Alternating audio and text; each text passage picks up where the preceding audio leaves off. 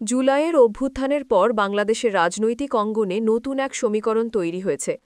আওয়ামী লীগ সরকারের পতনের পর অন্তর্বর্তী সরকার নির্বাহীর আদেশে আওয়ামী লীগের কার্যক্রম স্থগিত করে। এই সিদ্ধান্ত দেশের রাজনৈতিক মহলে ব্যাপক আলোচনার জন্ম দিয়েছে।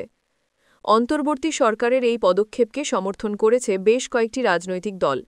জাতীয় নাগরিক পার্টি, জামায়াতে ইসলামী ও গণ অধিকার পরিষদ আওয়ামী লীগের কার্যক্রম বন্ধের দাবিতে সরব ছিল।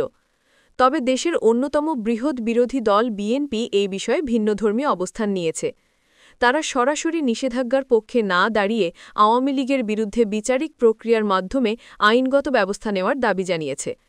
বিএনপির স্থায়ী কমিটির সদস্য সালাউদ্দিন আহমেদ এক সাক্ষাৎকারে বলেন, আওয়ামী লীগের বিরুদ্ধে মামলা হওয়া উচিত আদালতের মাধ্যমে নির্বাহী আদেশে নয়। তিনি অভিযোগ করেন, আওয়ামী লীগ এখনও গণহত্যার অভিযোগ থেকে মুক্ত নয় এবং দিল্লিতে বসে বাংলাদেশের বিরুদ্ধে ষড়যন্ত্র চালিয়ে যাচ্ছে। তার মতে, সরকারের উচিত তথ্য ও যোগাযোগ প্রযুক্তি আদালতে আওয়ামী লীগের বিরুদ্ধে মামলা করা। শুধু আওয়ামী লীগের বিরুদ্ধে অবস্থান নয়, বিএনপি এখন পুরোপুরি নির্বাচনী প্রস্তুতিতেও ব্যস্ত। সালাউদ্দিন আহমেদ জানান, জাতীয় নির্বাচনে প্রার্থী বাছাই প্রক্রিয়া চলছে। অনেক আসনে 10 থেকে 12 জন করে প্রার্থী মনোনয়নের জন্য কাজ করছেন। তবে দলীয়ভাবে একক প্রার্থী নির্বাচন করা হবে নিয়মতান্ত্রিক প্রক্রিয়ার মাধ্যমে। তিনি আরও বলেন, চূড়ান্ত প্রার্থীর নাম ঘোষণা করা হবে নির্বাচন কমিশনের তফসিল প্রকাশের পর। তার ভাষায়, খুব শীঘ্রই প্রার্থীরা মাঠে নেমে কাজ করার অনুমতি পাবেন।